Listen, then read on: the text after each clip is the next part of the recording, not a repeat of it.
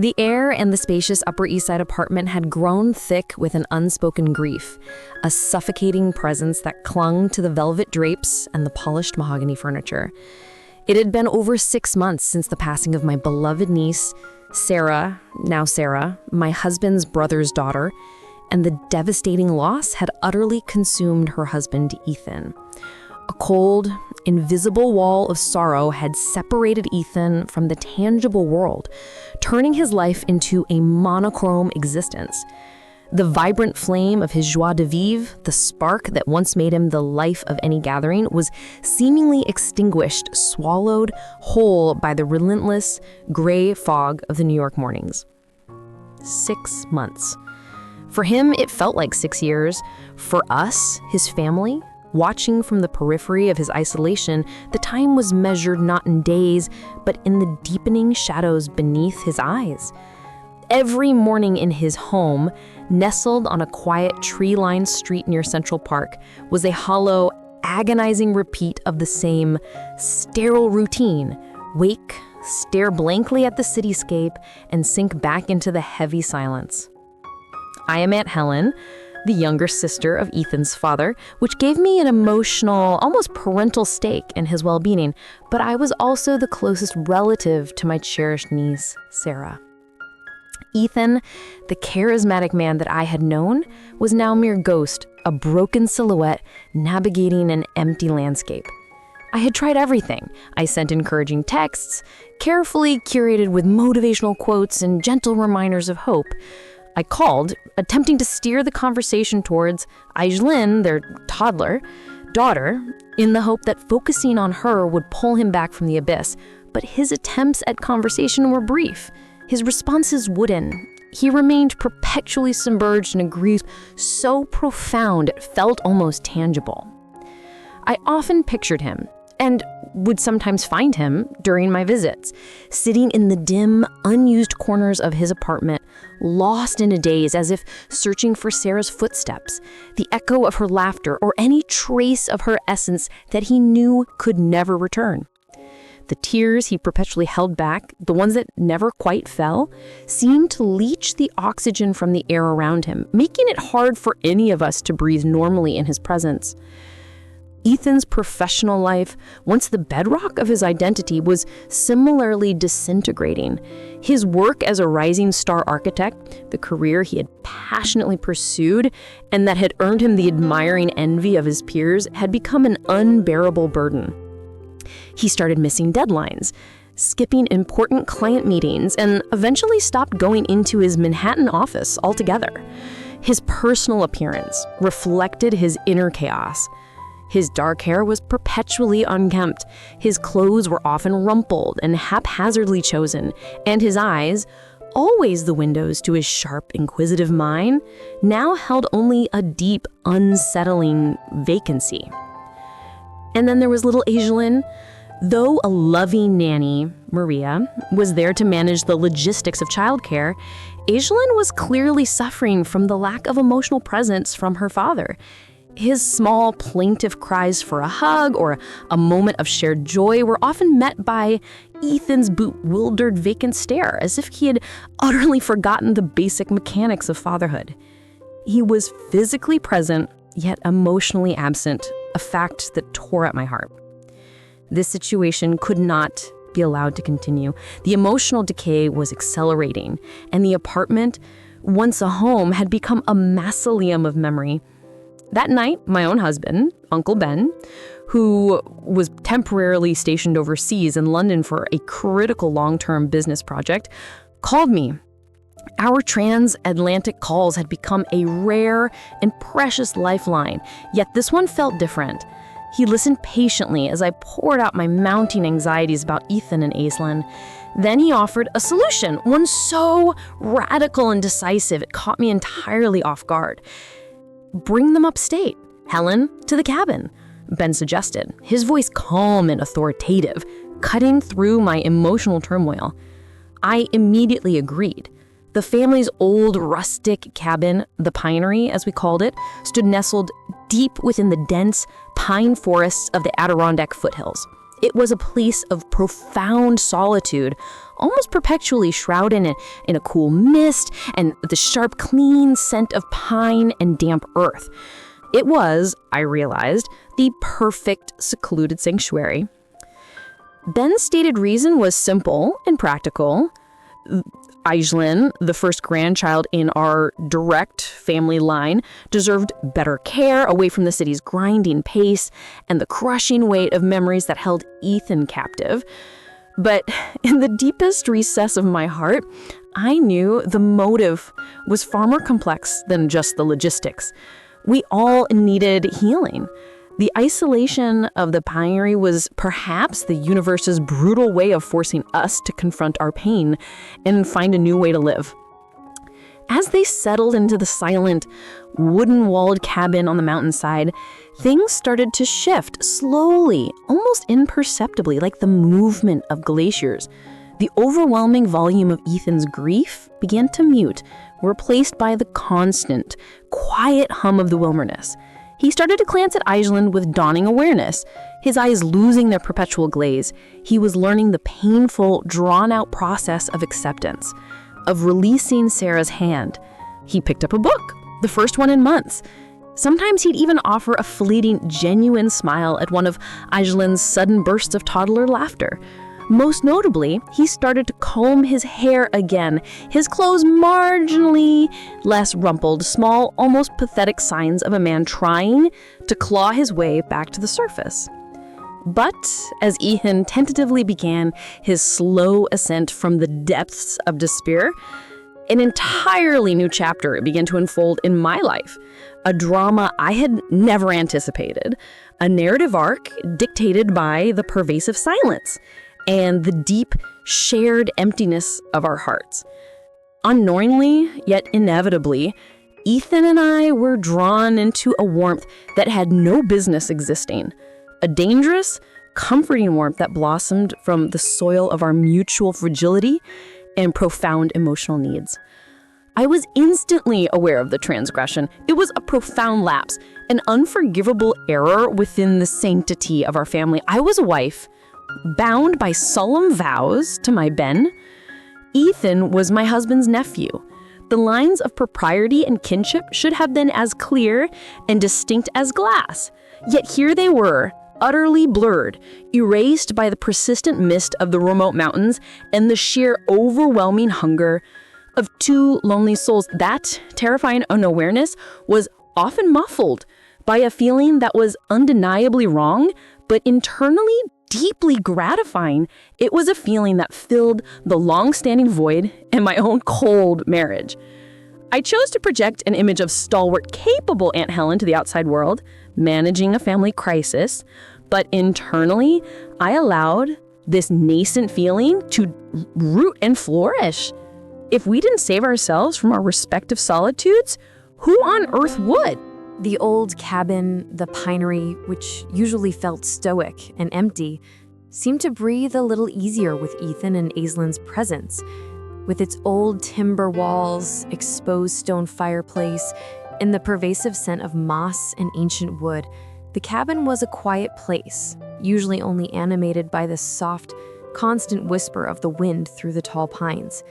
Now, Aislinn's delightfully absurd, high-pitched toddler giggles filled every corner, a welcome chaos that echoed through the rooms. I felt a surge of vitality, a return to purpose. Caring for Aislinn became a powerful, necessary distraction from the cold, emotional distance that had defined my long-distance marriage to Ben.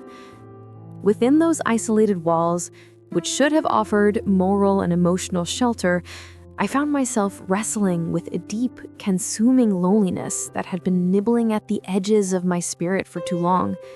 For the past 2 years, Ben had become increasingly swallowed by his international commitments.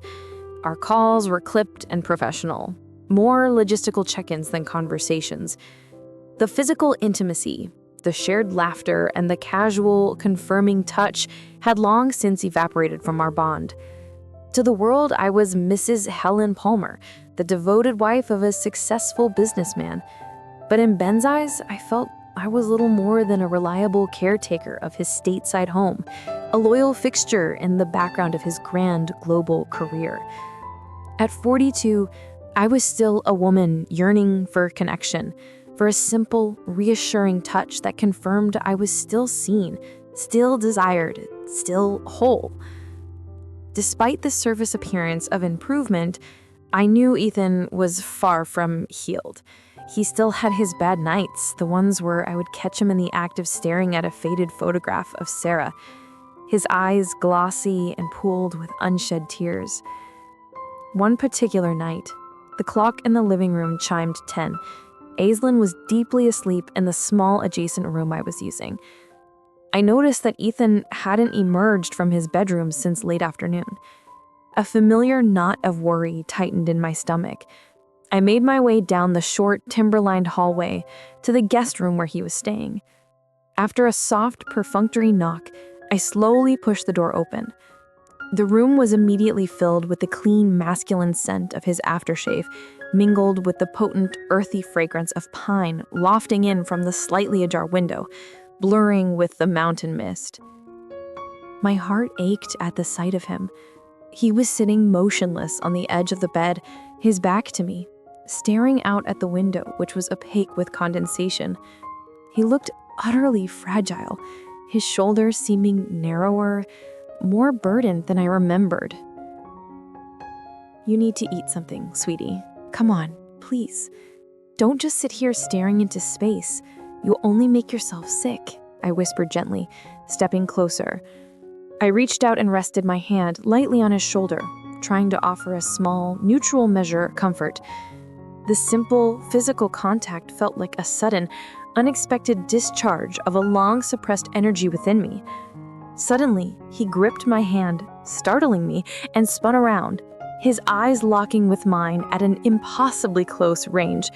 His gaze was a maelstrom of conveying thousands of unspoken profound sorrows. His voice was a raw, wounded rasp, cracking like thin ice under pressure. "It's easy for you to say that, Aunt Helen. You don't feel this emptiness, this constant crushing weight that's inside me." "I do understand, Ethan. I lost Sarah too. She was my niece. But this is destiny. We have to find a way to accept it. You still have a life to lead. You have Aislinn, and she needs you, more than ever." My next words came out on their own, a spontaneous promise that dangerously overstepped the bounds of a mere aunt. If there is anything at all that I can do to help ease this pain, to make you less sad, I will do it, darling. Without another word, he suddenly lunged forward and embraced me fiercely. The hug was strong, almost painfully tight, as if he were drowning in a cold ocean and I was the last piece of flotsam in the vast water. He began to weep into my shoulder, the hot, stinging moisture of his tears quickly soaking through the thin fabric of my nightshirt. That night, something irrevocably changed. After that evening, I found myself making increasingly frequent, often unnecessary trips to check on Ethan in his room. Slowly, incrementally, we became closer. The emotional warmth that had been absent in both of our lives began to manifest itself in our shared conversations and moments of quiet togetherness. We started spending hours huddled by the crackling fire in the living room, talking about everything and nothing. The past, Aislinn's future, and the kind of mundane, everyday things I should have been sharing with Ben. I cherished the moments when I saw a genuine smile reappear on his face, the corners of his eyes crinkling in a way that I hadn't seen in years. We began to engage in lighthearted banter, quiet jokes, and the kind of confessional storytelling that builds genuine intimacy. One late afternoon, he recounted how Sarah had always told him that I was a more mature, more refined and elegant version of her. "People always said that, Aunt Helen, that you and Sarah looked so much alike, from your smile to the way you talk," he mused, his eyes distant, lost in a wistful memory.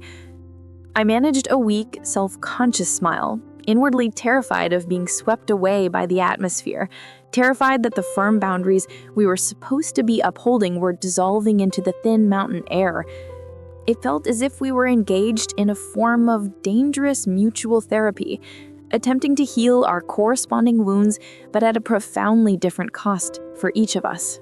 That particular evening, as was becoming our new normal, we were engaged in a long, intimate conversation on the living room sofa, bathed in the soft, low glow of the dimmed lamps.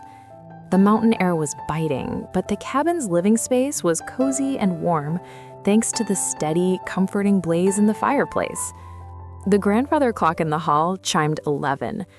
I felt a sudden, urgent sense of guilt and responsibility, and I started to rise, offering a vague farewell. But before I could take a single step toward my bedroom, Ethan gently caught my hand. His gaze was impossibly soft, holding an intense, almost palpable warmth that I had never felt from him before. This time, his grip felt different. It was firmer, hotter, a silent petition that spoke of an unspoken, fragile hope. "Stay a little longer, Aunt Helen," he murmured, his voice a low, throaty whisper. "Please, I still want to talk to you." I froze. My heart, an instrument I thought had long since muted its passions, began to beat a rapid, anxious rhythm against my ribs.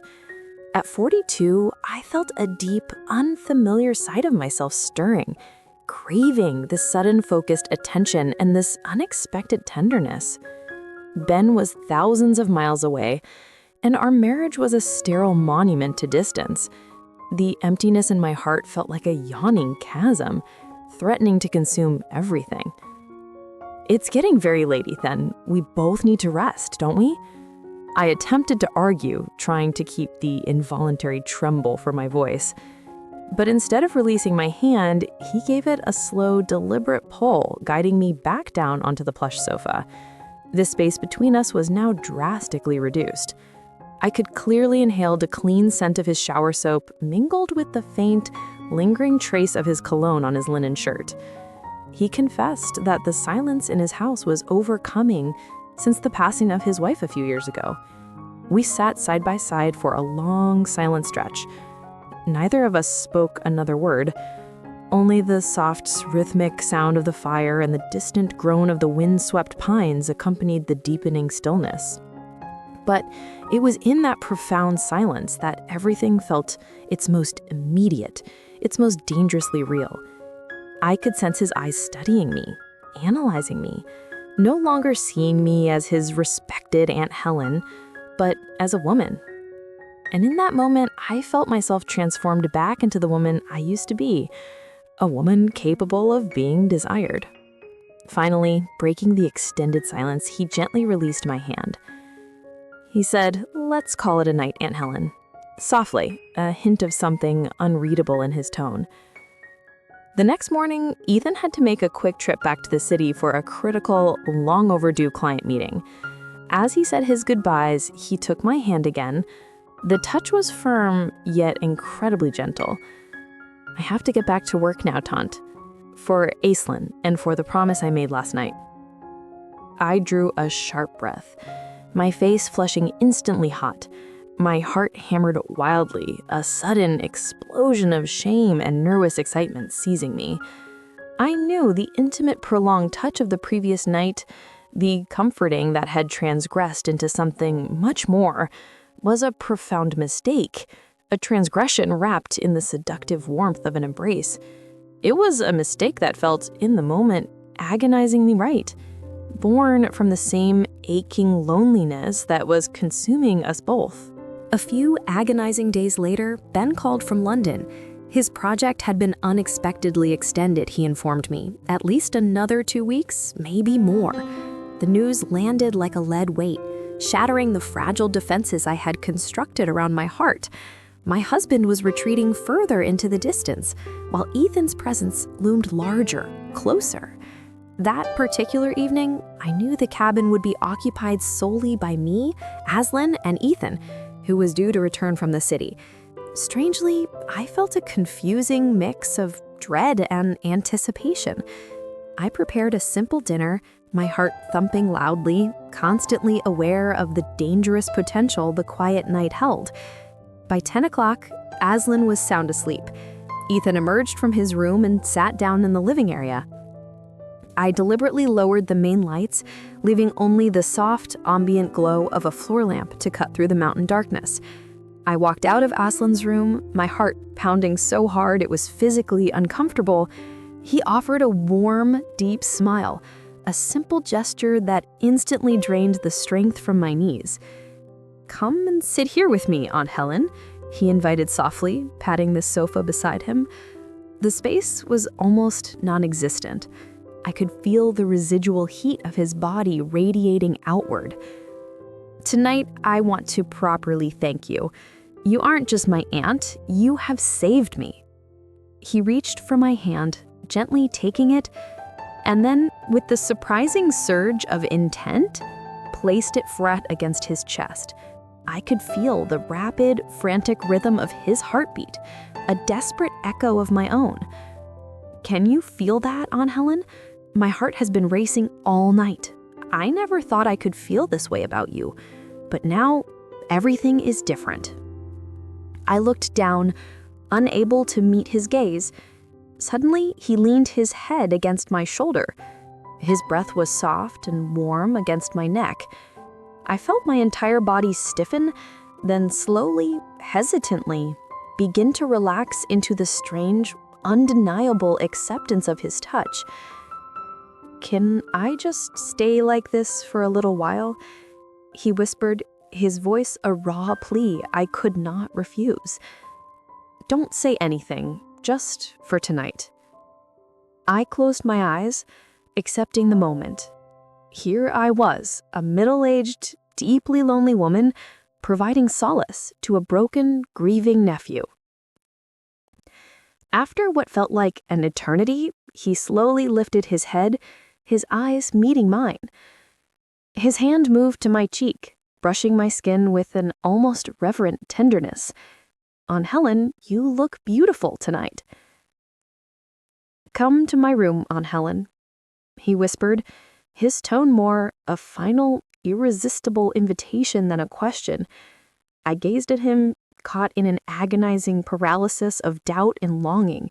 My logic screamed a panicked warning, but my heart and my body had been waiting for this warmth, this acknowledgement for years. My feet moved on their own, following his silent lead. In the bedroom, the air was silent, heavy and thick with tension. He moved toward me, the closeness almost overwhelming. He took my hand, his fingers lacing tightly with mine. "Tonight, I don't want you to be my aunt. Tonight, I only want you to be the woman I've been missing," he breathed. His eyes were no longer clouded with grief. What I saw was a deep, burning fire silently ready to consume everything in its path. I stared back at him, my lips trembling with the unspoken question, "But what if we regret this tomorrow?" "Tomorrow is for tomorrow," he countered, his smile heartbreakingly earnest. "Tonight, let us just be two people who found each other in the silence." He drew me into a deep, consuming embrace. We melted into the unspeakable whispers and desperate touches that peeled away layers of old wounds, unraveled deep-seated yearnings, and laid bare the devastating loneliness we had both been silently carrying. We sought each other not out of mere lust, but from a profound thirst, a desperate spiritual need for feeling loved, desired, and cherished. That night, I finally felt wanted again. I know it was an escape, a confession, and a morally questionable fall that felt, ironically, like a necessary embrace. We were two souls rejecting the cold tyranny of solitude, finding forbidden warmth in the most dangerous of places. Morning arrived, and the desperate warmth of the night was instantly replaced by the biting cold of reality and a sharp, penetrating dagger of guilt. Neither of us spoke a word about what had transpired. We simply exchanged glances, long, deep, knowing stares. A shared, profound secret etched forever between us, sealed beneath the silent, ancient roof of the pinery. Ethan departed for the city that morning, carrying with him a new focused energy, a strange vitality born, paradoxically, from our single, profound violation. I returned to the routine of caring for Aislinn, a meticulous performance of pretending that the night had simply never happened. 2 years have slipped by since that winter. Our fleeting, forbidden chapter has irrevocably closed. Ethan eventually met and married a wonderful woman, a kind, loving partner who cherishes him and has embraced Iceland as her own. Ben finally returned home from his extended assignment, and our marriage settled back into its familiar, comfortable, yet cold routine. I often smile to myself in quiet moments. Deep within my heart, carefully preserved and utterly untouched, remains the single, unrepeatable night in the silent cabin, a story I have never shared with anyone, not even with Ethan himself.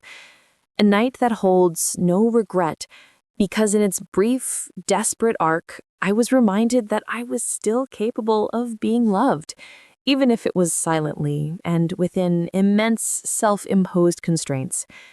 That single night, I felt completely and utterly alive. I never wished for it to be repeated, knowing that certain profound beauties are meant to be experienced only once. In my silence now, I hold one truth that will never fade. This heart, despite its long-held role as Aunt Helen, was capable of receiving love, not as a duty, but as a burning shared feeling.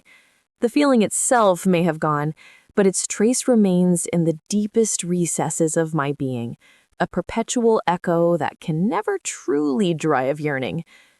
Love, or perhaps simply a desperate shared warmth, often arrives from the most unexpected, forbidden directions, only to depart without so much as a goodbye, leaving behind a constant, indelible rhythm in the memory.